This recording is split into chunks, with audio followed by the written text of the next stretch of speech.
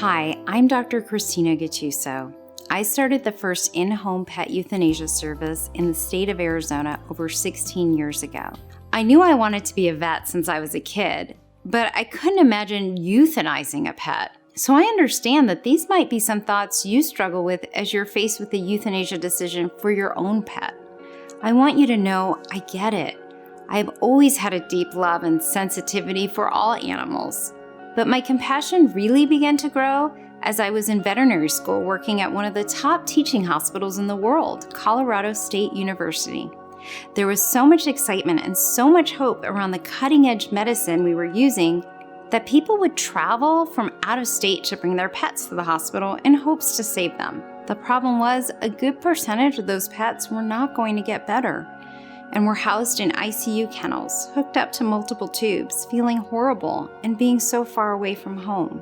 As students, we were responsible for feeding and walking these pets, and after a while, my heart began to suffer. My first rotation was in oncology, and my job was to manage the pain of the patients being treated in the cancer ward. I literally couldn't sleep at night thinking about them suffering so much. I can remember holding a dachshund in the critical care unit when he threw up blood down my shirt, and I couldn't take it anymore. It was clear this was wrong. Another student and I went to the professor and begged them to talk to the client about euthanasia. My perspective was changed forever. Now, don't get me wrong. I believe in veterinary medicine. I brought my own cat in for chemotherapy, and surgery can absolutely be worth the short-term stress for a long-term outcome. In an upcoming video in this series, I'll offer more guidance and support on when it's appropriate to choose medical intervention. With my own cat, Mikey, I remember when the oncologist told me how much chemotherapy would cost and that the best case she would offer was 4 months. I didn't care. I would have paid any amount for an additional day with him. Believe me when I tell you, I also know what it's like to hold on for dear life, taking any extra day with your pet that you can get. Unfortunately, Mikey didn't respond to the chemo and was in so much pain I felt compelled to do the euthanasia. And even though I was devastated at the thought of losing him, I knew I would not make him endure another moment of suffering.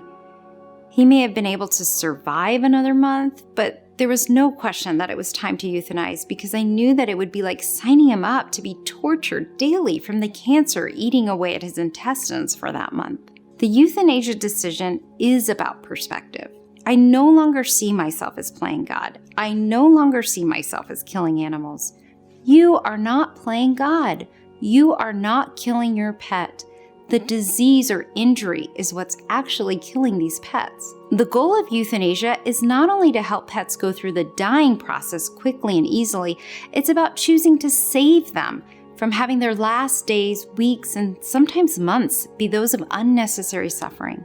I created these videos because after years of going into people's homes for euthanasia, it became clear that the pet had been suffering far too long before the decision had been made.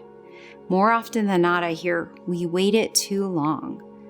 I realize that people needed more support and education on how to time euthanasia to avoid this unnecessary suffering. Right now, you may be feeling a little overwhelmed. Don't worry.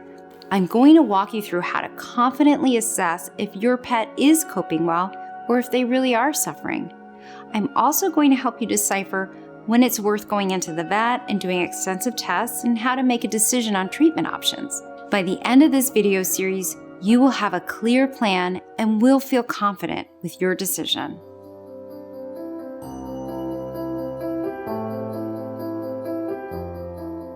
Before we get into the details of assessing your pet's quality of life, I think it's important to get into the right headspace because making the most heartbreaking and loving decision requires both emotion and logic. You want to have a clear mind. I'm sure many of you haven't slept well. It may even be the middle of the night as you watch this. You have been experiencing stress and anxiety as you worry about your pet. Others of you may just be so overwhelmed at the thought of losing your beloved friend that you haven't been able to even address the state that your pet is in. There's no judgment here. This is a safe space. And as a professional who has worked with thousands in the position you find yourself in right now, I can assure you, you're not alone. This is not easy. There is not one perfect time for euthanasia. You are here right now, and that's what matters. I know you want to do what is best for your pet. You may not realize it, but anxiety and stress can actually hijack the brain's ability to think clearly. When you're overwhelmed or stressed, your brain is blocking your ability to be rational and make thought-out decisions. So to combat that, we're going to first do a quick grounding exercise to help you get into a space where you can make the best decision. You may be tempted to skip this exercise, but trust me, it's valuable.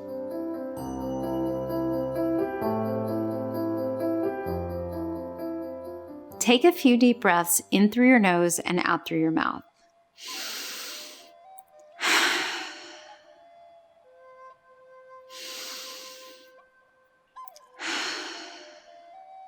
Now, with your eyes closed, place your hand on your heart and feel your heartbeat.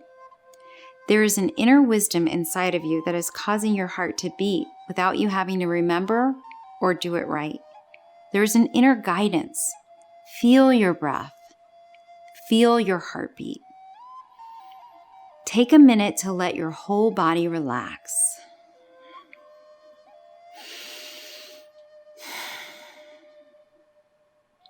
Now, think of your pet. Think of when you first saw him or her. When you brought this pet home, how did they react? What are some of the funny, quirky memories you have of them?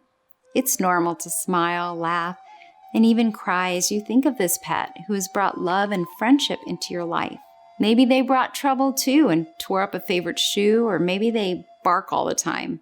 It's okay if lately there's been a lot of frustration with the extra work, care, and maybe mess that has come with caring for an ailing pet.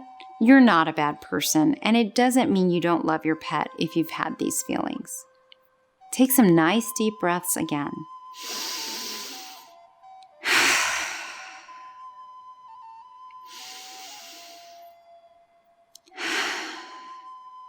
Now, focus on the gratitude you have for having known, loved, and cared for this pet. Connect with how your life became bigger than yourself and transcended species to welcome this pet into your home and family. You made a promise to be responsible for this pet's well-being. Your responsibility is to provide the best medical care that you can afford and is in alignment with your values. This is a personal decision. The only wrong decision is to do nothing when you know there is something wrong. And that's so important that I'm going to say it again. The only wrong decision is to do nothing when you know there is something wrong. Now go ahead and open your eyes. We've completed the grounding exercise. So different feelings, or maybe even more feelings, may have come up.